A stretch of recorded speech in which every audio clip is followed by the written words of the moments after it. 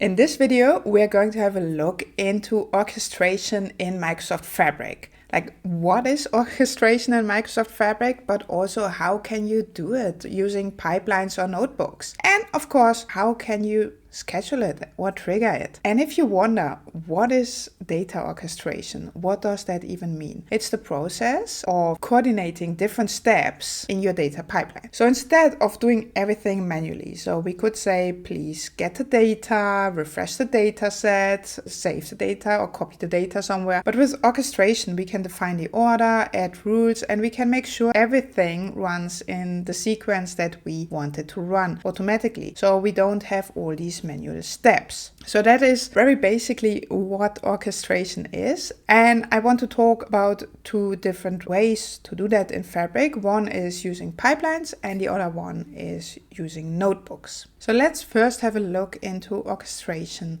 with pipelines. And in many cases, this is probably the easiest way to orchestrate your workflows. Because with pipelines, you can have separate pipelines, but what you also could do is you could have one pipeline that invokes all the other pipelines. And by using one pipeline that invokes other pipelines, that makes it very easy to plan all the steps we want to take, but it's also good for error handling because every activity in a pipeline has different outputs like skipped, succeeded, failed, and completed. And depending on the output, you can actually add steps to handle this. So there's one important thing. When you want to invoke a pipeline, you need to define which pipeline you want to run. So you need to know the name of that pipeline, but also the workspace it is in, and you need to have access to that. You can't invoke a pipeline from a workspace that you don't have access to. So that's important. And now I want to show you this in Fabric because this is all talking and some screenshots, but I want to show you how you could create one of these invoking pipelines. We are now in my Fabric workspace here, and you see I have like a few pipelines here and a few notebooks. I will create a new pipeline and I want to use that pipeline to invoke other pipelines. So I create one, I click on new item and I select pipeline. So I'm in Fabric, I created a pipeline and I click on home, or it should be selected, and there you see invoke pipeline is already one of the options. So if I click on that, we see it is created here. We can give it a name and a description. For example, invoke ingestion. Let's write that down. We can give it a timeout. And then when I go to the settings, I have to define where is the pipeline that we want to invoke. So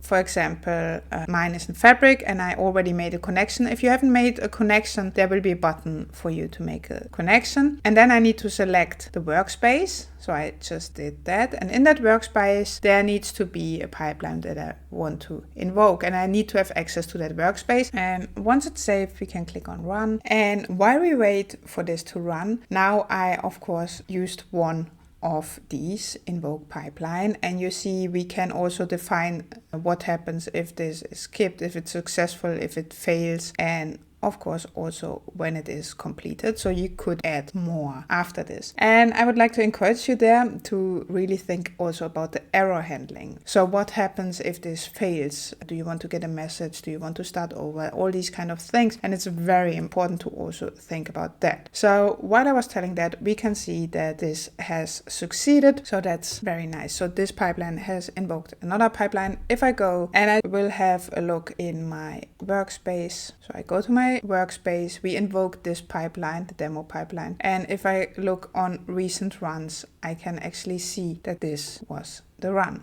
So my master pipeline, the invoking pipeline, invoked the demo pipeline, which did all kinds of things. So that's very nice. There's a second option. You can also use a notebook that signals another notebook to run. So let's say I have a demo notebook, and this demo notebook, I will open it. It actually only says this is a demo notebook, but I mean, that's fine for what we want to do. So now I want another notebook that tells this notebook to run. I will create another notebook. I will call it test notebook because I already have another one here when I gathered all the material. So now I want to run the other notebook. What my first intention would be, I just write run and select the demo notebook. So I want this to run.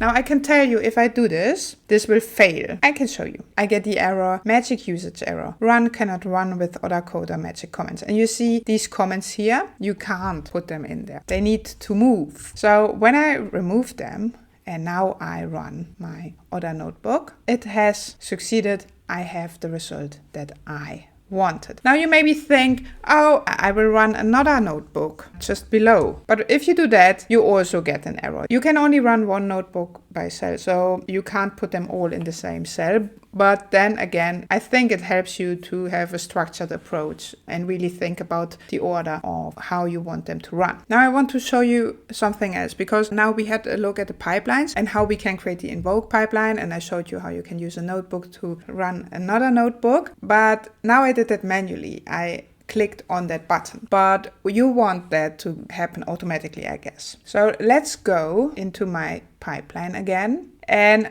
at the top, you already see two options, schedule and trigger. And this is very handy, because if you click on schedule, you can really just create a schedule. You could say, I want this, for example, every day at 8 in the morning. And then you give it a start date and an end date. And you can create several schedules, but you could also just add several times here. You could also use a trigger. On add trigger, we get this pop-up window at the right side, that menu. We can give it a name, and then it asks us what is the source. So for example, anomaly detection and capacity overview event, job event, OneLake event, workspace item event, Azure blob storage event, and then you could configure that. So when that event happens, what happens then? There's the action. It runs our pipeline, or if this would be our notebook, it will run the notebook. The item is already selected. So then you can really base it on a trigger. So schedule is if it's really like daily or hourly or whatever time frame or date frame works for you.